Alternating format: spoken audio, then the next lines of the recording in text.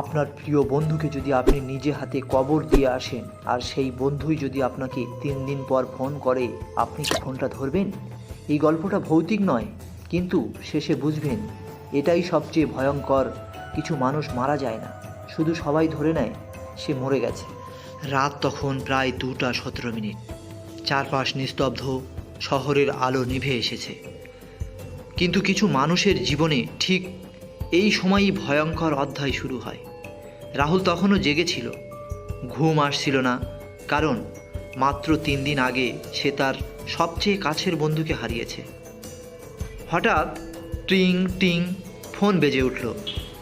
রাহুল বিরক্ত হয়ে ফোনটা তুলল, আর ঠিক তখনই তার বুকের ভিতরটা যেন থমকে গেল। স্ক্রিনে লেখা অমিত কলিং। যে অমিত মারা গেছে, যার জানাজায় সে নিজে সামিল হয়েছিল, যাকে সে কবরের ভেতর নামতে দেখেছে। রাহুল ফিসফিস করে বলল, এটা কিভাবে সম্ভব?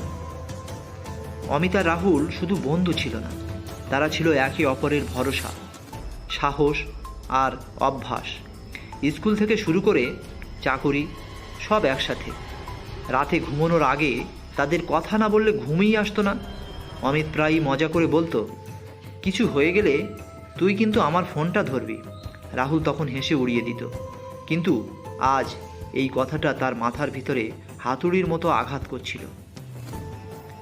একটা সাধারণ সকাল। অমিত অফিসের কাজে বাইক নিয়ে বেরিয়ে আসছিল। রাস্তা দিয়ে হঠাৎ একটা দ্রুতগতি ট্রাক 1 সেকেন্ডের ভুলে ভয়ঙ্কর দুর্ঘটনা। রক্তাক্ত অমিতকে লোকজন হাসপাতালে নিয়ে যায়।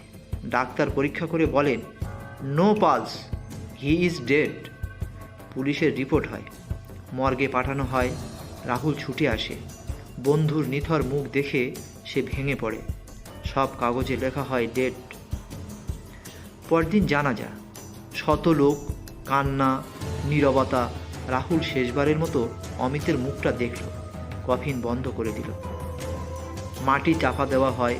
রাহুল মনে মনে বলে, সব শেষ, কিন্তু বাস্তবতা তখনও শেষ কথা বলছিল না। রাত 2:17। ফোনটা আবার বেজে ওঠে। এইবার রাহুল পালাতে পারল না আর। হাত কাঁপতে কাঁপতে কলটা রিসিভ করে। প্রথমে পুরো নীরবতা, তারপর এক পরিচিত কণ্ঠ, রাহুল ভয় পেও না, আমি ঠিক আছি। রাহুল চিৎকার করে ওঠে, তুই কে? ওপাশ থেকে শান্ত গলায়, আমি অমিত, সবাই ভুল করেছে। কলটা তখনই কেটে যায়। ঘরে যেন বাতাস বন্ধ হয়ে আসছে। রাহুল সারা রাত বসে থাকে, তার মাথায় একটার পর একটা প্রশ্ন। এটা কি কোনো প্রাঙ্ক? কেউ কি ভয় দেখাচ্ছে, নাকি সে পাগল হয়ে গেছে? সে কল লিস্ট চেক করে, নাম্বারটা সত্যিই অমিতের পুরানো নাম্বার। পরদিন সে থানায় যায়। পুলিশ প্রথমে বিশ্বাস করে না, কিন্তু প্রমাণ দেখে তা চুপ হয়ে যায়। তদন্ত শুরু হয়। তদন্তে যা বের হলো তা আরও ভয়ঙ্কর। অমিত আসলে মারা যায়নি। অ্যাক্সিডেন্টের পর সে ছিল ডিপ কোমাতে। হার্টবিট এত ধীরে চলছিল, সে একজন জুনিয়র ডাক্তার ভুল করে তাকে মৃত ঘোষণা করে। মর্গে পাঠানোর সময় ভয়ঙ্কর গাফিলতি হয়। অমিতের জায়গায় অন্য এক অজ্ঞাত মৃতদেহ শেষকৃত্য পায়, আর অমিত ভুল করে অন্য হাসপাতালে চলে যায়। 3 দিন পর সে জ্ঞান ফিরে যায়। জ্ঞান ফেরার পর অমিত শুধু একটাই নাম বলে, রাহুল, রাহুল। তার ফোন তখনও ব্যাগে ছিল।